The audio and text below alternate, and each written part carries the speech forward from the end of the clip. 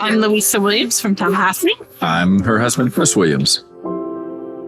We have always loved kids. Like, I'm a pediatric nurse. He's a clinical social worker. His first job was setting up a shelter for battered and abused kids.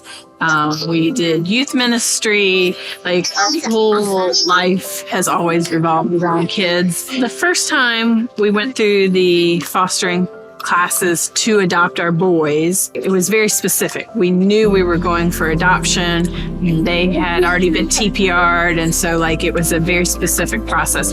The second time when we went through QPT classes, it just really opened our eyes to reunification, because we went into it thinking about the kids. We didn't think about the families and the other people impacted. They just opened our eyes that this is a ministry.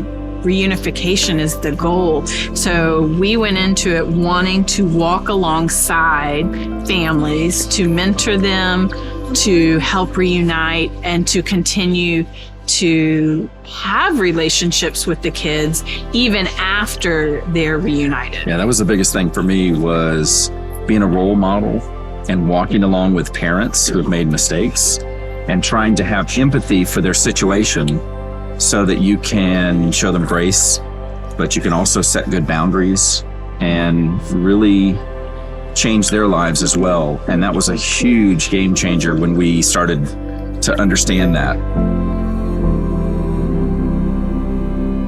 Just being willing to be open, to be messy. Foster care is messy. It is not clean cut. It is not easy. It's just messy. And just being willing to get in there with them, being willing to advocate for not just the children, but to advocate for the parents, that's hard. For me, one of the things is just making sure that us as a couple, that we take time for ourselves, that we do the things that we need to do to recharge our batteries, to really stay grounded and focused.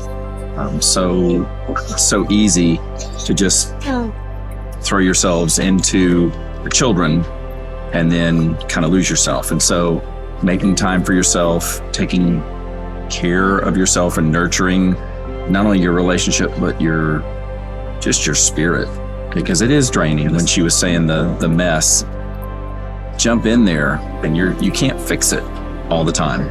You just have to go through it with them and try to provide some good decisions, some encouragement, and then you just kind of pray that what you're doing is going to help this person to either reunite or to determine that this isn't going to work. Best advice for foster care is to just take the classes. Every county has a agency. Sign up, take the classes. You learn so much.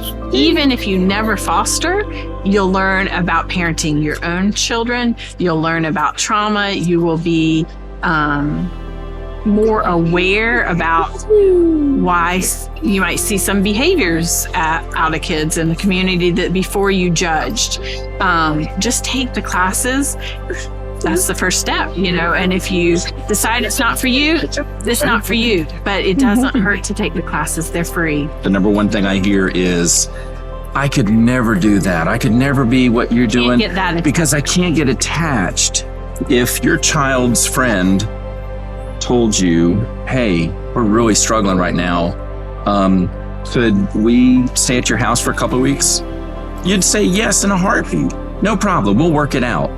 They don't have that immediate dismissal that says, oh, I could never do that. That's a defense mechanism. And as much of the frustration and the difficulties of foster care, the joys far outweigh it. Every child deserves to have somebody be too attached. Every child deserves to have that kind of love.